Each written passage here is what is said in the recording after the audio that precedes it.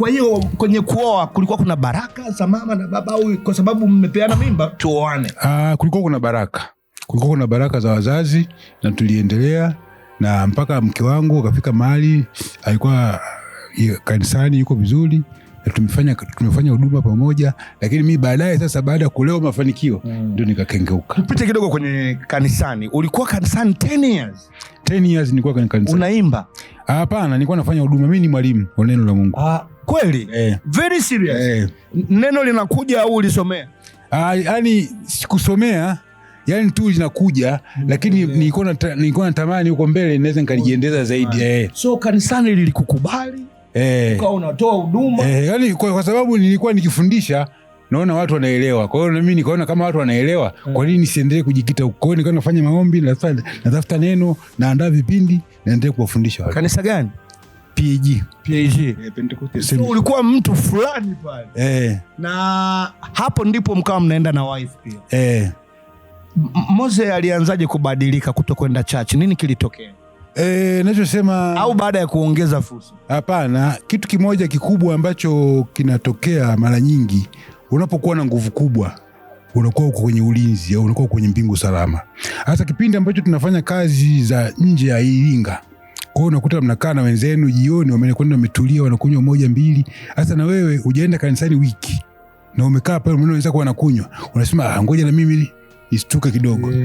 Kwa hiyo nilianza hivyo mdogo mdogo. Kwa hiyo sasa nikawa nikija huku najificha, ila kule na kule nakuwa najiachia. Kwa hiyo ile gap dogo, kumbe hakuna udogo kwenye uraibu. Kwa hiyo wife alianza kukusanukia au alianza kusanuka kidogo, lakini sasa kwa sababu nilikuwa nakuwa mbali muda mwingi. Ajui ya huko. Kwa hiyo ile nguvu kubwa yangu nilipokuwa naiacha pembeni, ndio kitu ambacho kilinirudisha mimi nyuma. Ila kama tungekuwa tuko Bennett, haikuwa rahisi mimi kurudi tena nyuma. Kwa sababu kwanza ulikuwa una uoga, una nidhamu. Sasa nipo kufika mahali kuingizwa soba sasa, wakati nyumba ya kwangu. Kwanza kwenye pombe, nataka nione hatua tulivyokuwa tunahama. Yani si hapo ulikuwa unakunywa pombe kawaida? Nilikuwa nakunywa pombe kawaida, navuta na bangi. Hapo ulikuwa unachanganya na kitu. Bado huwa kitu ambacho sielewagi Mose ni bia ilikuwa inakupa steam na unalala fresh. Kwa nini tunaenda hatua ya pili? Tupige story hapo. Yani kwa nini usikomae na bia? Nini kinakushawishi kuhamia kwenye bangi?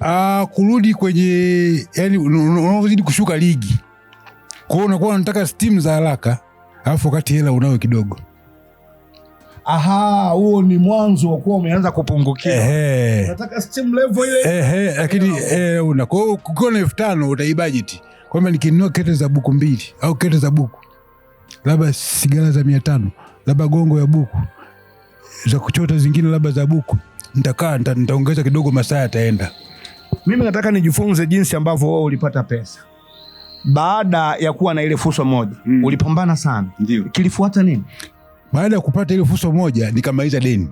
Ile milioni 8. Ikawa imeisha. Ilivyoisha, ngoma iko fresh. Nikawa na milioni 1.5. By the way, milioni 8 ulitumia muda gani kurudisha? Miezi kama haikuzidi miezi 8, haikuzidi miezi 9. Ulikuwa unapambana mwana. Basi baadaye nilivyorudisha tu ile, kukaa free kule kuvuta nyingine, nikavuta nyingine ya milioni 8 tena. Ya milioni 10. Kwa hiyo nikapambana ile ndani ya miezi 9 nikawa nimeshamaliza na yenyewe. Ukawa nazo hizo? Nikawa nazo 2. Moja umempa nani? Moja nimempa dereva wangu mmoja na nyingine nikawa naendesha mwenyewe. Unakanyaga mwenyewe. Nikavuta ya 3 sasa. Mwendo ni ule mkopo. Zile fursa zilikuwa zimeandikwaje? God is able. God is able. Kwa hiyo Mungu ni mwema. Nikapambana. Sasa wakati huo niko Tanga, ndio nikaja nikaona kuna fursa nyingine sasa kwa habari ya nguzo za umeme. Kwenye wakati pale tuko tuna fursa 3. Si maisha yamekubali fresh. Unakunywa na kuvuta. Na pale nilikuwa sigusi kabisa. Mpaka ziko 3. Nilikuwa sigusi kabisa. Nilikuwa sigusi kabisa. Kabisa. Mmoja nenda zake kusali. Sasa nipoanza kuongezeka sasa. 3 tunaenda 4. 4 ulikopa ulilipa kwenye 3 nikasimama hapo. Nikaona sasa fursa zimeshaongezeka nyingi na mimi nataka kuflow haraka. Sasa nitatokaje kwenye hii tatu kwenda zingine? Sasa nikaanza kuchungulia fursa. Kuna jamaa zangu fulani saizi nao wengine marehemu, kama unamkumbuka Ngema, mtoto wa mkoa. Sasa Ngema yeye tayari alikuwa yuko kwenye nguzo kipindi kile. Na kwenda Mafinga naangalia anafanya kazi. Hata kuna siku akawa amepungukiwa kama 2 Sasa yeye akanionyesha fursa, akasema bwana, kama ukinunua nguzo kuleta kwangu hapo ukitreat utapata hela. Basi nikauza fuso moja kama 9 hivi. Nikaweka 5 benki, 4 nikaanza kuzungusha. Nikanunua zile nguzo, nikazimwaga, nikazitreat, nikapeleka sokoni. Nikapata kama 6.5 hivi. Japokuwa hiyo sasa 6.5 mimi napatia hapa. Yeye mwana Yesu anaruka mbele. Sasa mimi nikaangalia kama huyu mwamba hii faida yanipa hapa, mimi mshikaji wake sawa. Huko mbele kuna nini? Kwa hiyo unapokuwa mpekuzi ndipo unapoweza kuona mafanikio. Kwa hiyo nikawabana wale watu ambao wanatoa oda kule. Kamba bwana, mimi na uwezo. Una uwezo gani bwana wewe? Sisi tunamuelewa huyu. Nikamwambia huyu mimi ni mwamba, ni mshikaji wangu na mimi na uwezo kama yeye. Kwa nini? Nikaanza kuwapa historia pale. Mimi nimetoka huku na sasa hivi na mtaji huu. Lakini pamoja na hayo naweza nikabana issue nyingine huku. Nikafika hata kwenye hapa. Wakasema unaweza, nikamwambia naweza. Sasa mimi target yangu ule mtambo nilishauona wa Ngema. Nikawa na uwezo kuichonga. Na aliyechonga ule mtambo mimi namjua, ni mshikaji wetu. Kwa hiyo mimi nikaongea tu na Ngema, akasema sawa. Kama unaweza tukaenda Dar es Salaam tukanunua material, tukaja tukaweka pale chini kwa Rodrick Menge pale. Ndio tukaanza kuassemble mtambo. Kuassemble mtambo tumekamilisha, umekamilika, tukatest. Ndio maana nakwambia kwenye usubutu kuna vitu vingi. Nitakiwa usubira, nitakiwa uvumilivu na mambo kama hayo. Kwa hiyo tumemaliza kuseti yule mtambo, tukatia dawa 3 milioni. Kumbe mlango hauko tight. Kwa hiyo kutia dawa 3 milioni, kuwasha mtambo, ule mlango ukafumuka, dawa yote ikamwagika. Sawa ya kwanza. Lakini kesho yake tukaenda tena Mafinga, tukachukua dawa, tukaja tukatia 3 nyingine. Kutesti walete. Tukawaita STS, wale shirika la viwango, wakaja wakakagua, tukapata certificate ya TBS. Tulipopata certificate ya TBS, tukaenda Nairobi. Tukapewa oda ya nguzo. Kuna Ngema. Ngema iko kivyake, na mimi kivyangu. Kila mmoja anapambana mwenyewe. Kwa hiyo tukafika kule, mimi nikapewa oda ya nguzo 10,000. Kupewa oda ya nguzo 10,000, nikaja nikamkuta mwamba Marehemu Pasco, kama unamkumbuka. Unamkumbuka Marehemu Pasco? Alikuwa NBC Mshindo. Mwanangu Pasco Mwanza. Yake Abu. Kwa hiyo nikamwambia bwana mwamba, inakuaje? Ngoma iko hivi. Akasema iko hivi. Sawa, hii mbona unapata hela? Kwa hiyo pale sasa ndo nikapigiwa 350 milioni. Bwana. Kupigiwa 350 milioni pale ndo nikanunua semitela 2, nikaimarisha mtambo. Walikupa 350. Uliweka nini? Yani ile oda. Walivyoiona. Yani ile oda ambayo imetoka kule nimeshagongwa na muhuri. Yani hii ni hela tayari. Yani ni wewe lete mzigo. Kwa hiyo maana wewe mkataba wako unafanya kazi na ile benki. Kwamba wao jamaa mzigo watatia hapa, wewe utaendelea na kazi. Kwa hiyo nikapewa ile hela, nilipopewa ile hela nikaita semitela 2, nikaimarisha mtambo, nikanunua loga. Ndio mwanzo sasa wa kwanza. Semitela moja ulinunua shilingi ngapi? Semitela moja kipindi kile zile hose zilikuwa haziko bei sana.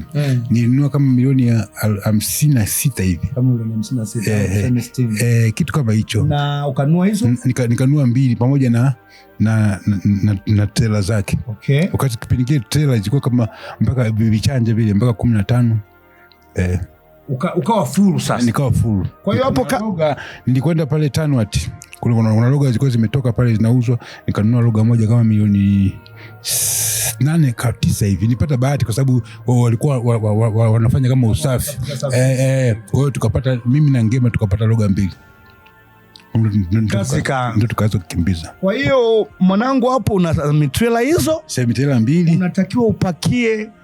Unatakiwa upakie nguzo, alafu ulete kiwandani zititiwe, alafu upeleke. Unapakia wapi? Unapakia Kilolo, unapani sehemu zote ambazo nguzo zina Na una treat wapi? Na treat pale chini hapo ambapo niko kwa Rodrick. Ukitreat ndo zinaenda Nairobi. Ndio Nairobi. Bado ulikuwa unanyuka mwenyewe moja? Sasa kipindi hicho sasa mimi tayari niko na mambo mengi, niliwaachia. Ameanza pombe Moze hapo, ana trailer 2 au hajaanza? Hapo nilikuwa naonja. Ndio ile mdogo mdogo. Sababu ni ile ile tu, uliwakuta wana ni kwamba kikubwa nataka kuambia kwamba unapokuwa nje ya mifumo ile ya nyumbani, kwamba huko nani ananiona na nini, kumbe hujui kwamba Mungu ndo anakuona zaidi kuliko yote. Ndio unakojificha, ndio unakokuona. Kwa hiyo ndio hivyo. Na mimi nashukuru Mungu hata hii stroke mimi kwangu ndio uzima wangu. Kwamba bila stroke ungeweza kuwa umekufa. Bila stroke mimi tayari sasa hivi nilikuwa nimeshanyoka. Kwa hiyo Mungu aliniona kama huyu ni target kidogo hapa ili niendelee kumuona. Ila otherwise tayari mapito yalikuwa ni mengi sana. Twende Samitrela 2. Goma linaenda Nairobi, Goma linarudi. Tulienda kwa muda gani? Tulienda karibu mwaka. Zile 2. Zilikuwa zilifika 4. Zilifika 4. Niliongeza Samitrela nyingine moja.